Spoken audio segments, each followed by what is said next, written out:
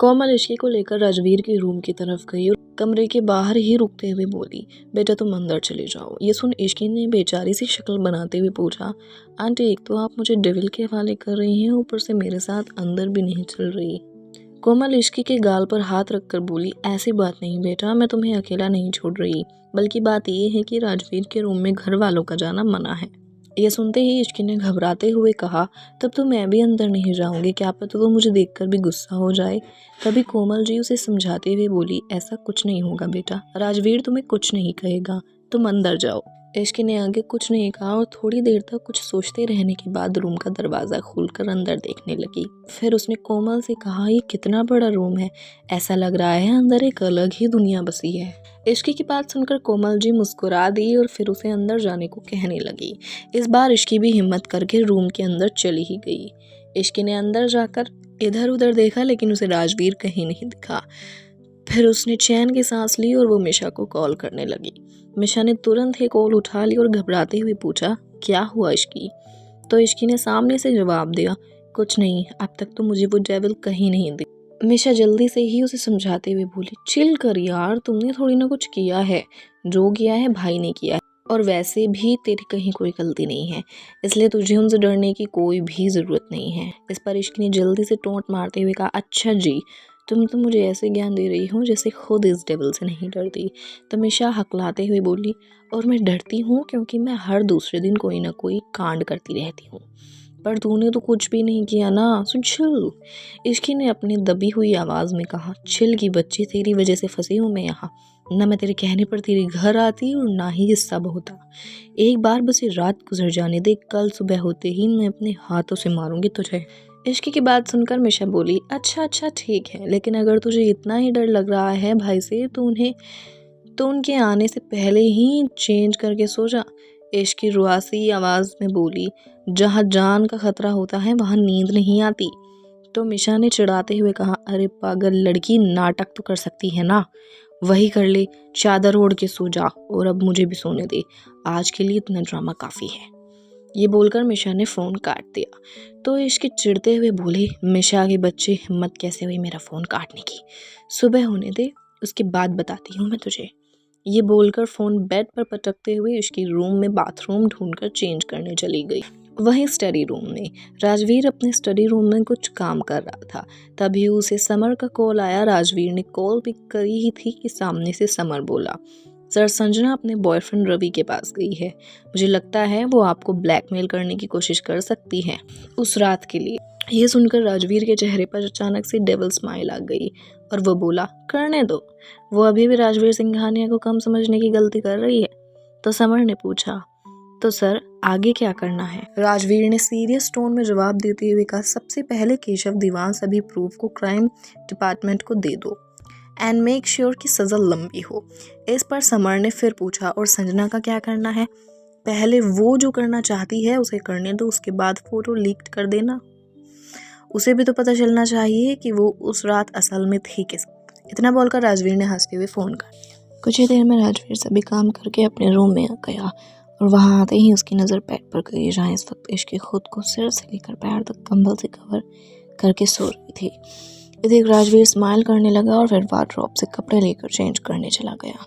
वहीं कंबल के अंदर इश्की जगी हुई थी और जैसे ही राजवीर रूम में आया उसने जल्दी से अपनी आंखें कस के बंद कर ली थी। इश्की खुद से ही बड़बड़ाते हुए बोली, ओह गॉड, पता नहीं आज डर की वजह से नींद भी कहाँ चली गई है, बस डेविल के आने से पहले मैं कैसे भी सो जाऊँ। इश्की सब सोच ही रही थी कि तभी राजवीर चेंज करके आया और सीधा उसके बगल में आकर लेट गया, फिर उसी कंबल को अपने ऊपर डालने लगा। इस सब के बीच इश्की के दिल की धड़कन ट्रेन से भी ज़्यादा तेज़ हो चुकी थी, जिसका पता राजवीर को भी लग गया। राजवीर जान चुका था कि इश्की सिर्फ सोने का नाटक कर रही है, इसलिए उसने इश्की को अपनी तरफ पलटा और उसके मुंह से कंबल हटा दिया। उसने देखा कि इश्की ने अपनी आंखें कस कर बंद करी हुई है और वो सोने का नाटक कर रही है। तभी इश्की मन ही मन बोली, ओह गॉड, ये क्या हो रहा है, मुझे इनके रूम में आना ही नहीं चाहिए था। मिशा तू कहाँ है यार, प्लीज़ बचा ले मुझे। वहीं दूसरी तरफ राजवीर कुछ देर तक इश्की के चेहरे को देखता रहा और फिर उसके कान के पास जाकर फुरफुराते हुए बोला, I know you are pretending to sleep. यह सुनकर इश्की खुद पर ही भड़कते हुए बोली, यार इश्की, तुझे तो सोने की एक्टिंग भी नहीं करनी आती। अरे, जब कॉलेज में सब कह रहे थे कि ड्रामा क्लब ज्वाइन कर ले, तब क्यों नहीं किया?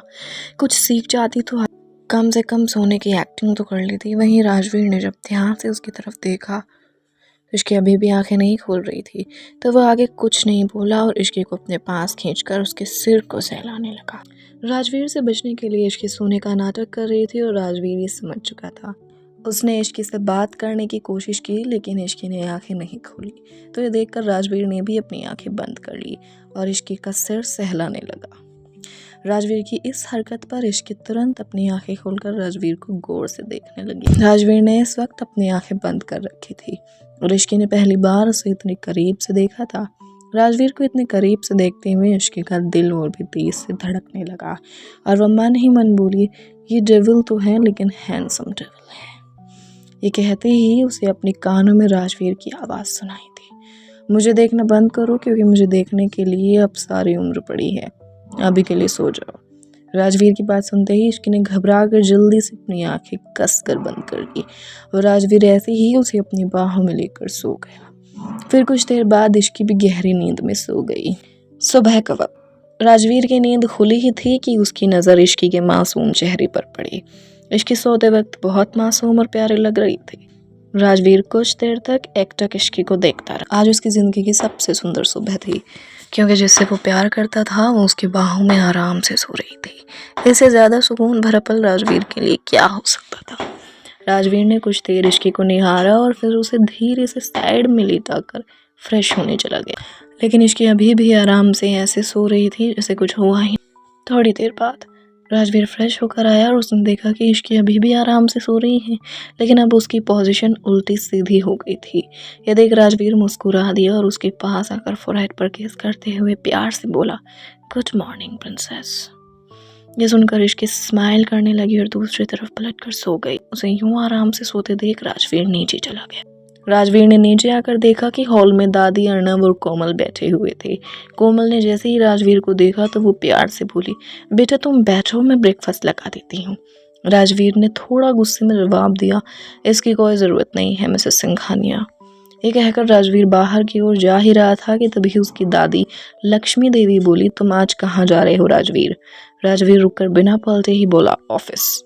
तो दादी ने उसे समझाते हुए कहा, लेकिन बेटा तुम्हारी कल ही शादी हुई है और आज तुम ऑफिस जा रहे हो, अभी तो शादी की कई रस्में बाकी है।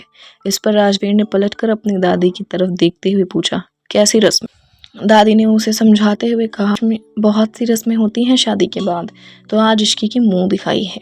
ये सुनकर राजवीर ने थोड़ा गुस्से में जवाब दिया, इश्की की मुंह दिखाई नहीं होगी, मैं नहीं चाहता इश्की के बारे में किसी को कुछ पता चले, उसके लिए ये सेफ नहीं है। राजवीर की बात से सहमत होते हुए अर्णव ने कहा, राजवीर सही कह रहा है माँ, अभी ये सब इश्की के लिए सही नहीं है, वो भी बहुत छोटी है, उसमें इतनी समझदारी भी नहीं कि वो बाहर के लोगों को हैंडल कर पाए। तो दादी ने भी कुछ सोचते हुए कहा, ठीक है, अगर तुम सब यही चाहते हो तो यही ठीक है, नहीं होगी मुँह दिखाई, लेकिन पहली रसोई की रस्म और पूजा करवानी वो तो कर सकते हैं ना? अर्णव ने जवाब दिया, हाँ ये ठीक रहेगा। तो दादी बोली, ठीक है, लेकिन हमारी नई बहू है कहाँ? तभी दादी की तरफ आती हुई मिशा ने हंस कर कहा, वो तो पक्का घोड़े तबीला बेचकर सो रही हो। और क्या कहा आपने? रसोई की रस्म? इश्की अच्छे से पानी गर्म कर ले, वो भी मेहरबानी है। राजवीर कुछ देर तक सबकी बातें सुनने के बाद फिर से ऊपर अपने रूम की तरफ चला गया। उसने अंदर आकर देखा तो वही हुआ जो मिशा ने कहा था, इश्की अभी भी आराम से सोई हुई थी। राजवीर ने उसे आवाज़ लगाते हुए कहा, इश्की उठ जाओ, सुबह हो गई है। तो इश्की नींद में ही बोली, बस थोड़ी देर और प्लीज़। राजवीर ने एक बार फिर से जोर देते हुए कहा, नहीं इश्की, अभी उठो। अब राजवीर ने देखा कि इश्की अभी भी नहीं उठ रही है, तो उसके पास गया और उसने इश्की के ऊपर से चादर खींच ली, जिससे इश्की गुस्से से उठकर आंखें मसलते हुए बोली, हिम्मत कैसे हुई मेरे ऊपर से चादर हटाने की? पर जैसे ही उसकी नज़र राजवीर पर पड़ी तो वह तुरंत चुप हो गई।